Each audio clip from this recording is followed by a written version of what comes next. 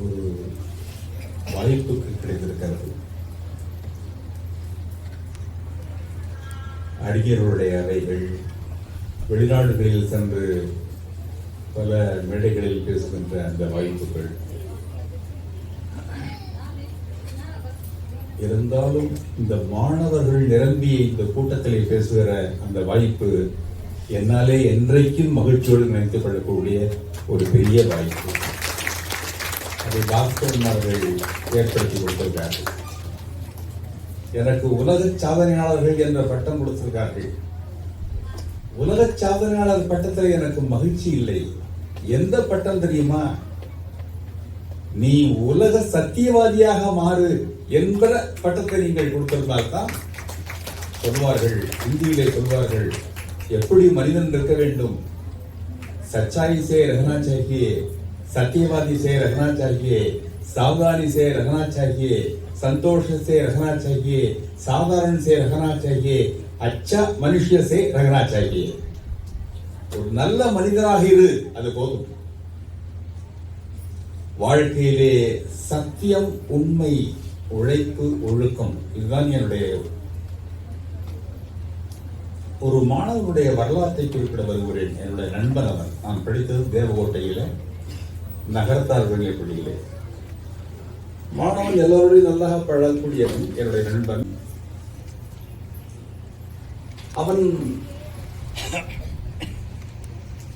அவனுடைய குடும்பத்திலே எல்லோரும் நன்றாக படிக்கிறவர்கள், அவன் மட்டுக்கும் படிப்பு சரியாக வராது.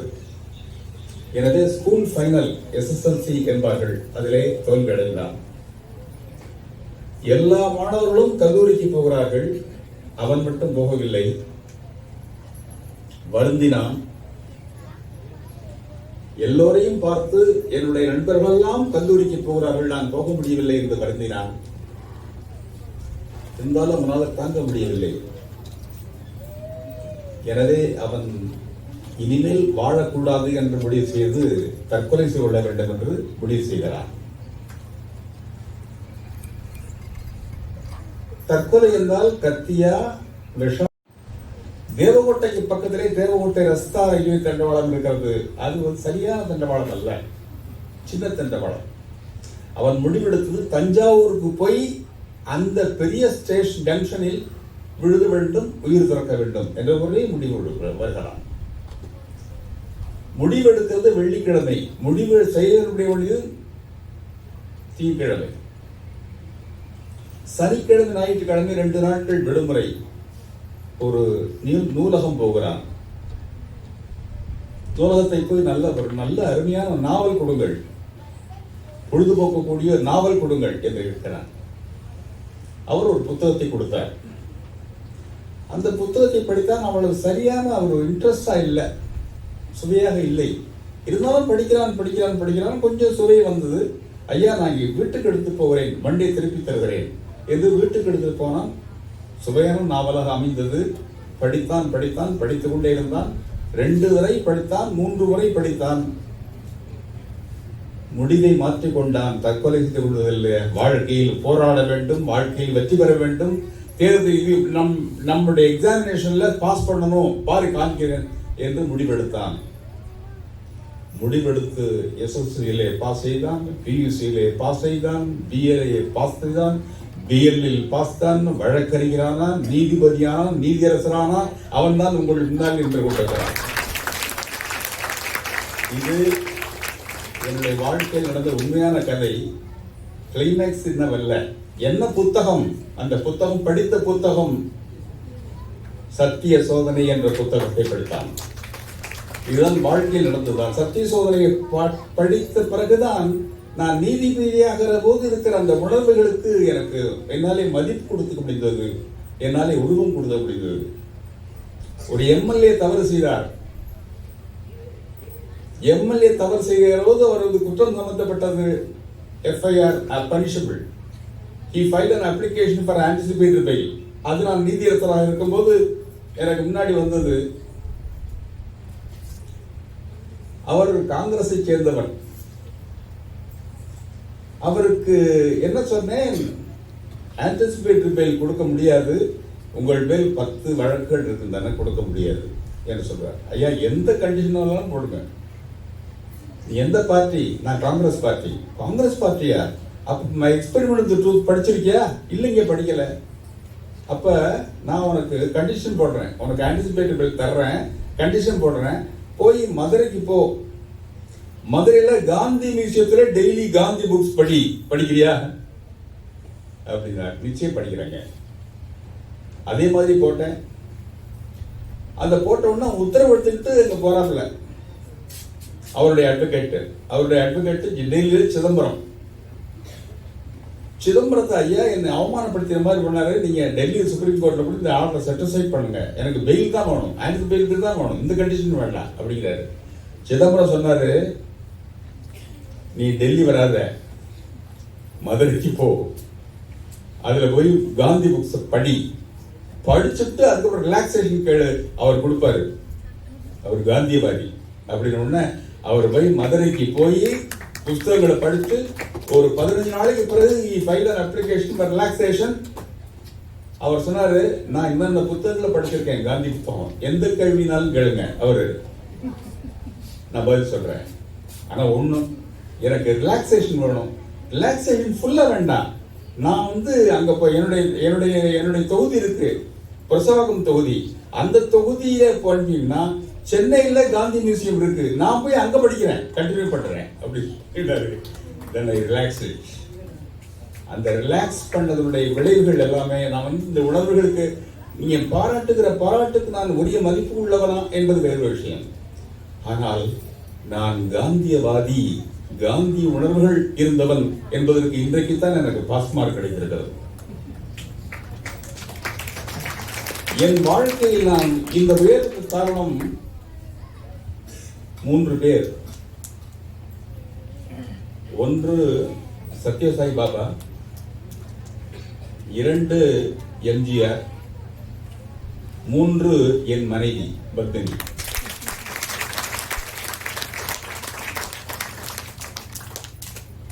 நான் என்னுடைய மனைவி இங்கு அழைத்து வருகிற போது ஒரு கண்டிஷனோட வந்தார், நான் மேடைக்கு வரமாட்டேன், மேடைக்கு அழைக்காதீங்க அப்படின்னாங்க. என்ன கொஞ்சம் ஷை டைப்பு. ஆனால் அந்த யாரு மனிதன் உயர்வதற்கு காரணம் மனைவிகளுடைய பிரார்த்தனை தான். நீங்க மனைவிகள், தமிழகத்தில் இருக்கிற மனைவிகள் கோயிலுக்கு போனால் தனக்காக வேண்ட மாட்டார்கள், தன்னுடைய புருஷன் நல்லா இருக்கணும், தன்னுடைய கணவன் நல்லா இருக்கணும் அப்படின்னு வேண்டுற பெண்கள் தான். அவங்களுக்குள்ள பெண்களுக்கு ஒரு சக்தி உண்டு, பெண்களுக்கு ஒரு சக்தி. இப்ப பெண்ணுக்கு ஆண் அடக்கம் அப்படின்னு சொல்றமே, எப்படி தெரியுமா? உமன் சொல்றமே, WOMAN, மேன் உள்ள இருக்கு. ஃபீமேல் சொல்றமே, MALE உள்ள இருக்கு. ஷீ சொல்றமே, HE ஹீ இருக்கு. ஆகையினால ஆண்களை விட பெண்கள் தான் உயர்ந்தவர்கள் என்பதற்கு இதை விட என்ன? வாழ்க்கையில சாதிப்பது முக்கியம் அல்ல, வாழ்க்கையில சம்பாதிப்பதற்காக முக்கியம் இல்ல. வாழ்க்கையில நேர்மையாக வாழ வேண்டும், உண்மையாக வாழ வேண்டும், ஒழுக்கத்தோடு வாழ வேண்டும். விவேகானந்தரை பார்த்து ஒரு கேள்வி கேட்கிறாங்க, சுவாமி, இந்து மதம் இருக்கிறது, எத்தனையோ மதங்கள் இருக்கிறது, வெளிநாடுகள் எல்லாம் போயிட்டு வந்தீங்க, நீங்க எந்த மதம் சிறந்த மதம்? எல்லாரும் கேட்கிறாங்க, இந்து மதம் தான் சிறந்த மதம் சொல்லுவாருன்னு. இல்ல, எந்த மதமாக இருந்தாலும் சரி, எந்த மதம் தனி மனித ஒழுக்கத்தை வற்புறுத்தி உன்னை தனி மனித ஒழுக்கவாதியாக மாற்றுகிறதோ அந்த மதம் தான் சிறந்த மதம் என்று சொல்றார். அதான் உண்மை. நீங்க சொல்லுவாங்க, வாழ்க்கையில சாதிப்பதை விட தியாகம் பண்றதுதான் பெரிய விஷயம். தியாகம் பண்ணும்போது உங்களுக்கு இருக்கிற மகிழ்ச்சி இருக்க, நகர்மனான பிரஜையாதன தியாகே நைகே அமிர்தோத்தமான அசு என்பது பகவத்கீதை. யார் உயர்ந்தவன்? நகர்மனா, மேன் ஆஃப் கர்மா, நோ. நப்ரஜயா, மேன் ஆஃப் மாசஸ், நோ. தனேன, man of money, no. Then who is the great man? நகர்மனான பிரஜையாதன தியாகே நைகே அமிர்தோத்தமான அசு. தியாகம் செய், சம்பாதி, புடு, சம்பாதி, அடுத்தவர் கொடுத்து பார். அதனுடைய மகிழ்ச்சி, அதனுடைய திருப்தி எதுவுமே இல்லை. மனிதன் பாவம் செய்வதற்காக பிறக்கவில்லை. வாழ்ந்தவர் கோடி, மறைந்தவர் கோடி, மக்களின் மனதில் இருப்பவர் யார் என்று சொல்வது. நீ எத்தனை நாள் வாழ்றீங்க, how long you live, not the important thing. After your death, you must be remembered. That's a life.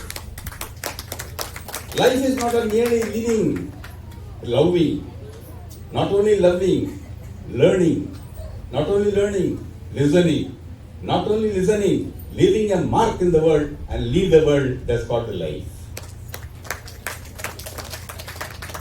Life, L-I-F-E. Live in love, L. I, ignore the bad. F, fight against the trouble. E, enjoy every moment of your life. That's called the life.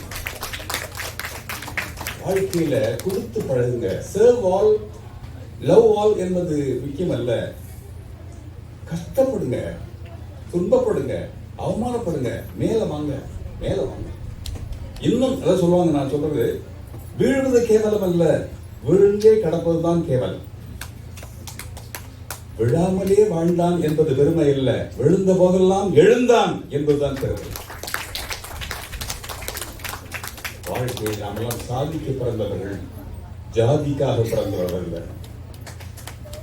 நாமெல்லாம் சாதிக்க பிறந்தவர்கள், சம்பாதிப்பதற்காக பிறந்தவர்கள். பணம் என்ன பணம், இன்று வரும் நாளைக்கு போகும். பணத்தால் கட்டிலை வாங்கலாம், தூக்கத்தை வாங்க முடியாது. பணத்தால் புத்தகத்தை வாங்கலாம், அறிவு வாங்க முடியாது. பணத்தால் மருந்தை வாங்கலாம், ஆரோக்கியத்தை வாங்க முடியாது. பணத்தால் ஆடம்பரத்தை வாங்கலாம், திருப்தியை வாங்க முடியாது. பணத்தால் ஆயுதத்தை வாங்கலாம், தைரியத்தை வாங்க முடியாது. பணத்தால் மூக்கு கண்ணாடியை வாங்கலாம், பார்வை வாங்க முடியாது.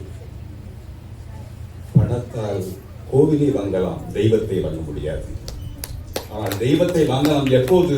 உண்மையாக இரு, ஒழுக்கத்துடன் இரு.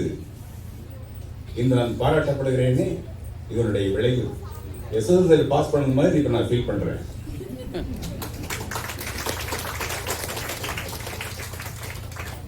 மகாத்மா காந்தியுடைய அடிப்படை உணர்வுகள் தான் நான் நல்ல நீதிபதி என்று போற்றப்படுகிறேன். இந்த அம்மா சொன்னாங்களே, நான் நல்ல நீதிபதி, தீர்ப்புகள், அதுக்கு காரணம் பூரா காந்தி கொடுத்த உணர்வுகள், மகாத்மா காந்தி கொடுத்த உணர்வுகள். என்னை யாரும் சபலப்படுத்தியதில்லை. In fact I want to become a cinema actor. அந்த காலத்தில் நான் படிக்கிற போது, லா படிக்கிற போதோ, பிஏ படிக்கிற போதோ ஹீரோ மாதிரி இருப்பேன். நிறைய முடி,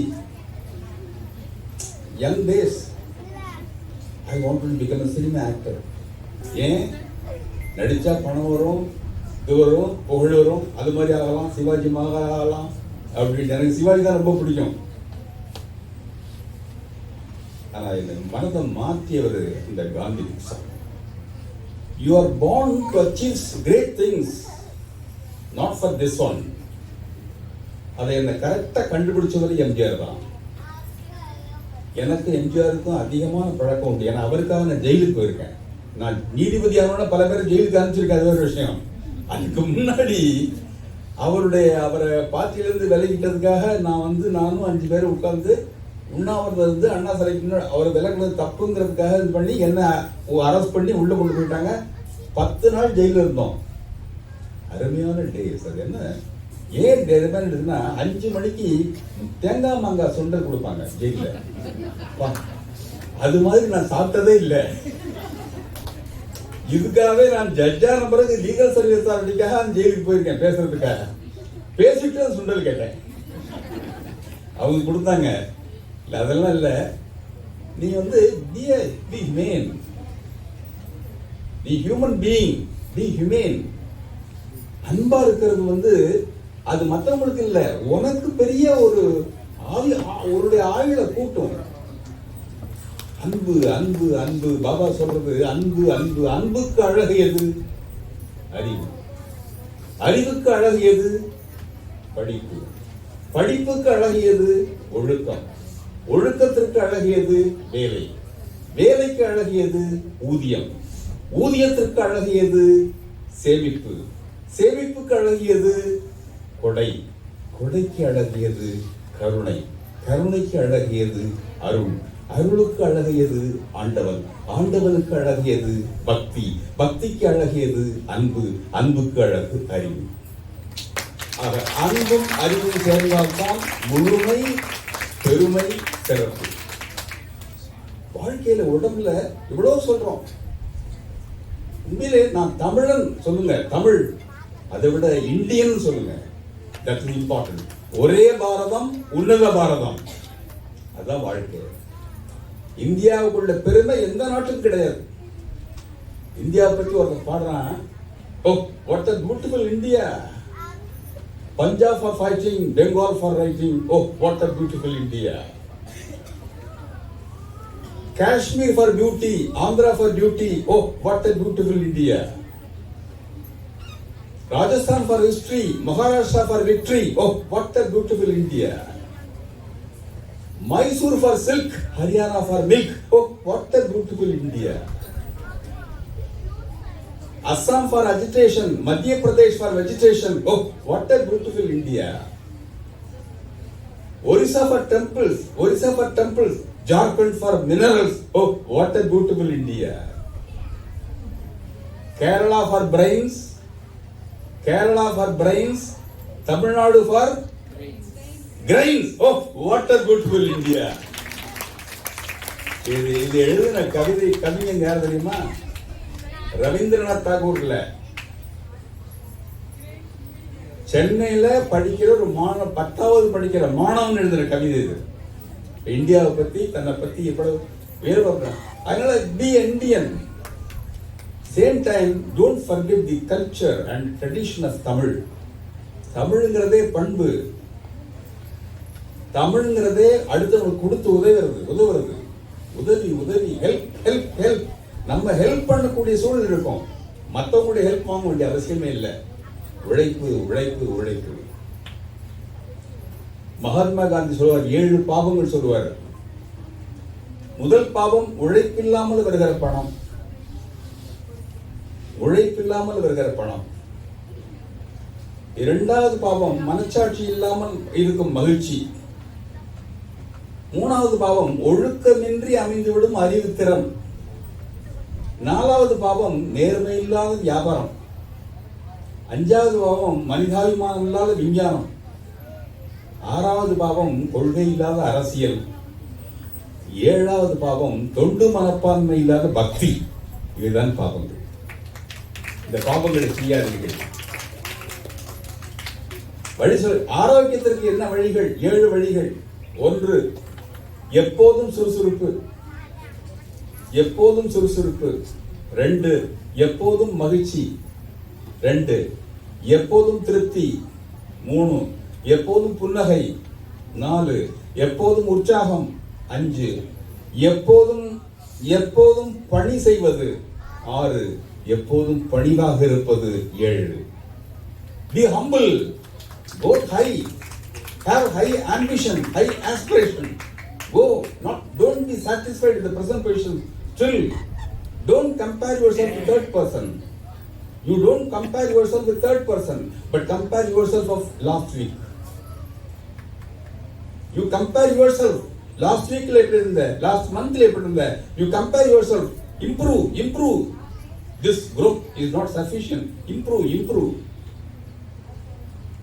அதனால அடுத்தவனுக்கு பணிவோட பெரிய பதவிக்கு வரலாம். ஆனா அடக்கத்தோட இருங்க, பணிவோட இருங்க. உங்களை எல்லாரும் விரும்புவாங்க. இப்ப நான் இங்க ஜட்ஜா இருந்தேன். அதுக்கு பிறகு ஜார்க்கண்ட்ல சீஃப் ஜஸ்டிஸா இருந்தேன். அதுக்கப்புறம் டெல்லியில ஜட்ஜா இருந்தேன். ஜட்ஜ் ஆகி 2014-15 ரிட்டையர் ஆகி இப்ப சுப்ரீம் கோர்ட்ல சீனியர் அட்வொகேட்டா பிராக்டிஸ் பண்றேன்.